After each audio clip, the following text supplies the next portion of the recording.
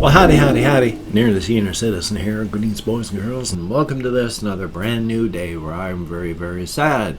There were lots of things that I was thinking of for this morning, and when I got in here, little Dustmop was not running around. He wasn't waiting for me, and when I finally dug up his house, well, he's not doing well. In fact, if he's with us in another hour, I will be surprised. So I am sad and fighting tears. He is not gone yet, but as stated, soon. So, very soon I will be hamsterless, and that makes me very sad. So, thumbs up for that. I swapped cages around, and had to move a whole bunch of stuff to get it there. I've got him next to the space heater to help keep him warm during his last moments here. So, it's been fun. And next door, my neighbors are out and about, so if you hear them in the background, that's just neighbors. Thumbs up. So, that's pretty special. I'm not thoroughly derailed, but it kind of ties in with a bunch of stuff. I mean, I've been feeling some sort of background depression building back up, even as my cyclical depression is working along and I've come up out of troughs. I mean, with everything that's happening, it's difficult not to be affected. So, thumbs up. There were some things that I want to talk about, so hopefully I'm not going to be so completely and thoroughly depressed I won't be able to talk about anything at all. One thing that is kind of funny that I can't really find and show to talk about is I dropped a bunch of stuff because I have things set up here, and moving the cages, things fell, and it was kind of a mess. So things are a little bit out of place. But I have gotten a series of mosquito bites just on the inside. Here's the front part of my knee, and it was on the inside right here. I got 3 mosquito bites, and oh boy, they were right on that spot where every time I moved my leg, it rubbed hard with the cloth of my pants. And so they were kept raw and kind of open, and one of them got very red, and oh my god, all of them itched, and I was looking desperately for my antibiotic cream, couldn't locate it anywhere. And then last night, now that my bug bites are all healed up, well, it was sitting right next to me over here, of course. So, thumbs up on that. And now that I don't need it, I know exactly where it is. Thumbs up. Oh, and it was horrifically itchy, too. Oh my god, did it itch so bad. It was terrible, terrible, terrible. And of course, on the Shelton, Washington weather, spider, and plague rat report, for the weather, it didn't rain when I went walkies yesterday. And I went walkies during the front part of the day, not the evening part of the day. So I can't even remember what it was like during the evening part of the day because I was just in here. But I went walkies, boy, what time was that? Right around 3 o'clock-ish? I occasionally watch this one doctor channel. He's like Dr. Mike. He's got a Russian name because he's like Russian parents and, immigrant parents and all that, but he's got a lot of stuff. He's a good doctor and all this, and he was talking about moving. And if you're being sedentary, don't, because it really is bad for you to be sedentary. That's why I go walkies for a couple miles every day, but the thing is, you need to be more active even if you're going off and being active at the end of the day. Like being sedentary, sitting. I come in here at like 5, 6 o'clock in the morning, and when I start to record, I sit, and then I'm sedentary sitting, except when I go downstairs, I go to the bathroom or grab something to eat, whatever like that. I'm just largely in here sitting. And the thing is, you shouldn't. Every hour, if you're still sitting, get up and do something. Even if it's get up and do some squats. Get up and walk downstairs if you're upstairs. If you're downstairs, go upstairs. And then come downstairs. Move every hour. It really does help your body out in a million different ways. So don't be like I was and be sedentary for years and years and years and years and years and then try to make up for it when you're 57. I have not been trying to make up for it at 57. I've been walking for the past 5 ever since, well, not ever since my wife died, but after I made up my channel and started doing stuff here, I started having to go on walkies because of anxiety and restless leg syndrome. So now that I don't really suffer from either of them as bad, I still go walkies because I want to live as long as I can. I turn 58 next month, so yeah, I want to live as long as I can.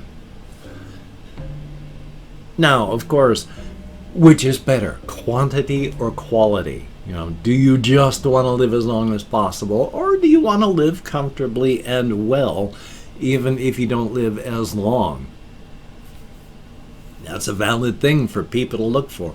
Of course, if you don't have money, then all you can really shoot for is whatever you can. But life is life on that. And I'm doing what I can, which is why I wanted to go walkies twice. But I gotta be careful with my back and my legs, because when I go walkies, I can inflame the nerves and then I can't even sit in a chair anymore. I have to go lie down because I have just physical anxiety and pain. So thumbs up for that. But on the spider report, the spider above the window is actually doing pretty good. She's molted and gotten bigger, or she's just been replaced by other spiders that liked where the web spot is. So that's possible too, but it seems like she's doing well. The spider next to the box fan, she's doing well. She's a medium size. She hasn't really grown in size. I've seen her leap and attack, but mostly smaller bugs. And over in the side, the corner, where the larger garden spider is, when I came in this morning, she'd gotten either a moth or one of those flying ant things, and so she's chowing. She's doing well, and that's good. Yesterday I'd had that, I want to capture a bug and throw it into her web sort of thing, before just, remembering it's not my responsibility, as responsible as I feel. So that spider is doing well as the others that I can see. Plague rat report. Well, when I went out yesterday during the daytime, everybody was wearing masks that I could see, but even at spots, it was like an empty plague town in that fashion, because even our main street was empty. But it was a Sunday afternoon. On top of all this, and weekends like that, ends of weekends are always slower. So thumbs up for that. Yeah. And I wanted to talk a bit more about the whole cosmic horror thing, and not about the characters that I'm writing about or the framework that I'm creating, but the whole idea behind cosmic horror and why if it doesn't make you uncomfortable, it should. Because the big point behind cosmic horror fiction and movies and all of this stuff is to show primarily that we're not as big a deal as we think we are. And in fact, when it comes to the cosmic stage of life, really cosmic horror stuff is to show us, boy, I'm having like major problems around my dentures this morning, my apologies, that when the credits roll, we weren't the major players in the film. We weren't even the minor players. You have to watch all the way through the credits, and the only listing we get is unpaid extras. and then they spell humanity wrong. And that's as much as we matter on the whole primal, the whole big scale of everything. Cosmic horror is to show us that we don't matter. That there's a lot more out there. And that's why it is terrifying. And I watched this one video that showed why it's so difficult to make cosmic horror movies. Because cosmic horror is more about those feelings. Even if you have cosmic horror in the smaller sense, where I've mentioned before how you can boil it down to a person's, objects, locations, or situations that are incomprehensible, like in the movie The Thing. This creature that's assimilating people, eating them, which is exactly what happens, and then taking them over until it has to defend itself in a vile fashion. But it's always changing. You can't pin down what it is because it's always in a state of transition. And that is what cosmic horror is right there. It's incomprehensible. You cannot understand it. You don't know why. You don't know how it is happening. It is a thing, a situation. We don't matter. We're bit players. So yeah, cosmic horror is to make you feel like you're nothing. Because on the cosmic scale, yeah. So a lot of the times cosmic horror tales don't end well. In fact, if they do end well, it's not actually a true cosmic horror sort of story, is it? They end poorly for somebody in some fashion, if not everybody, everywhere. So thumbs up for that.